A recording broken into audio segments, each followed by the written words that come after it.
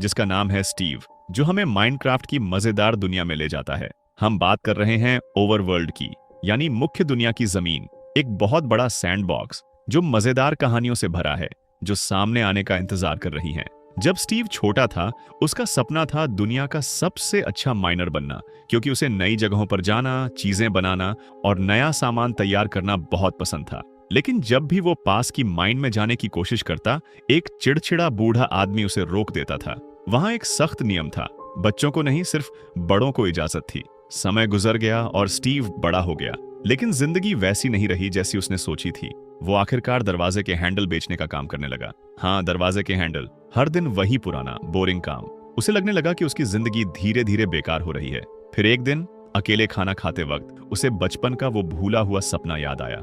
दिल में नई आग के साथ उसने माइन में वापस जाने का फैसला किया। इस बार कोई भी उसे नहीं रोक सकता था, और सचमुच वो वहां पहुंच गया।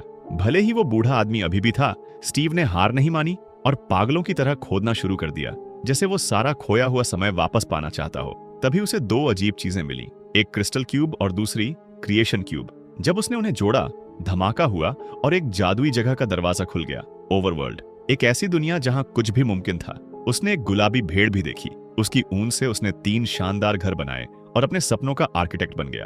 अपनी सैर के दौरान स्टीव की मुलाकात ई के जंगली भेड़िए से हुई, जिसने पहले उसे खाने की कोशिश की, लेकिन एक रसीली फीमर बोन से उसने उस जानवर को पाल लिया और उसका नाम रखा डेनिस। उस पल से वो दोनों गहरे दोस्त बन गए। साथ में उन्होंने कमाल की चीजें बनाई, दुनिया को अपने तरीके से ढाला और जल्द ही सारे जानवर उनके साथ शांति से रहने लगे। समय बीतता गया, वो बनाते रहे, नई जगहें देखते रहे, नई चीजें खोजते रहे। फिर एक दिन स्टीव को कुछ पुरानी खंडहर मिले।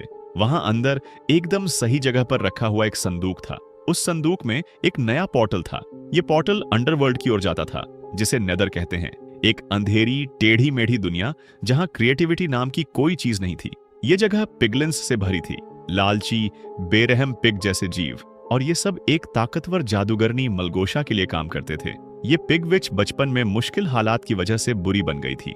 वो डांसर बनना चाहती थी, लेकिन उसके अपने लोगों ने उसका मजाक उड़ाया, यहाँ तक कि उसके पिता ने उसे घर से निकाल दिया, उसे शर्मिंदगी कहा।